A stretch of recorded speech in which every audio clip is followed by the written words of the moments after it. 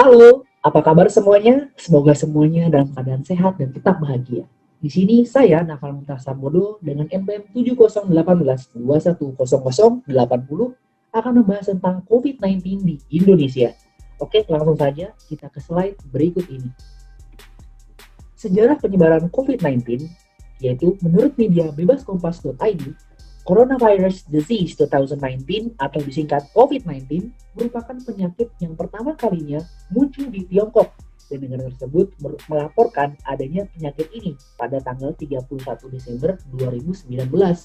Infeksi pernapasan akut yang menyerang paru-paru itu terdeteksi di kota Wuhan, Provinsi Hubei, Tiongkok. Menyebar ke negara dan wilayah seperti Hong Kong, Taiwan, dan negara lainnya hingga ke Eropa bahkan ke Indonesia. Di Indonesia sendiri, awal mula terjadinya penyebaran virus ini mulai dari warga Depok yang memiliki gejala ini yang akhirnya menyebar ke pelosok negeri Indonesia.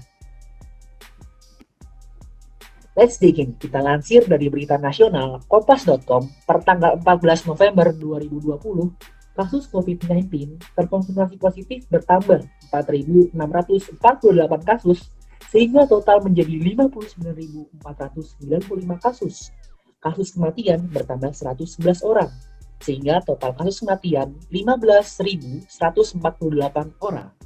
Terkonfirmasi sembuh dari virus COVID-19 bertambah 3.000 orang, jadi totalnya adalah 388.094 orang. Nah, di sini kita akan membahas tentang apa saja sih langkah pemerintah dalam menanggulangi COVID-19. Menurut juru bicara pemerintah di bidang Satuan Tugas Penanganan COVID-19 pada website covid19.go.id, langkah pertama adalah memutus rantai penularan tersebut dengan menemukan orang yang terpapar dan terinfeksi, lalu diisolasi dan diobati. Dan untuk yang berinteraksi dengan yang terinfeksi, harus menjalani tes agar tidak dipastikan terjangkit virus ini atau tidak. Apa saja sih upaya penemuan vaksin? Yang pertama adalah uji keamanan dan dosis vaksin.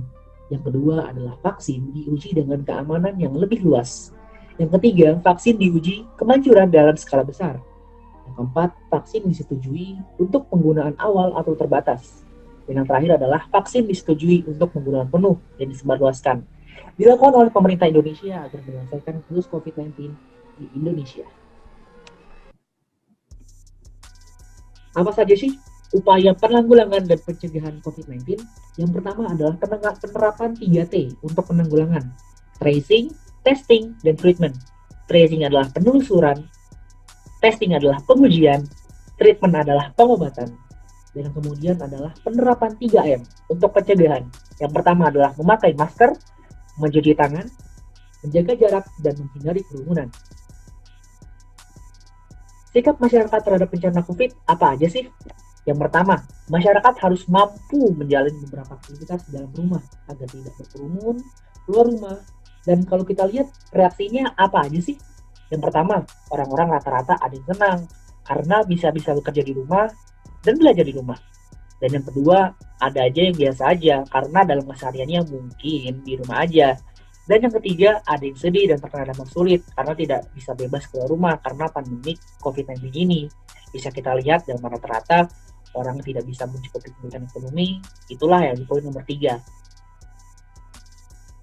Bagaimana sih COVID-19 mengubah dunia? Kalau kita lihat dari segi ekonomi, merubah transaksi dan interaksi. Dari segi pendidikan, mengubah proses pembelajaran dan interaksinya. Dari segi politik, mengubah demokrasi dan interaksi.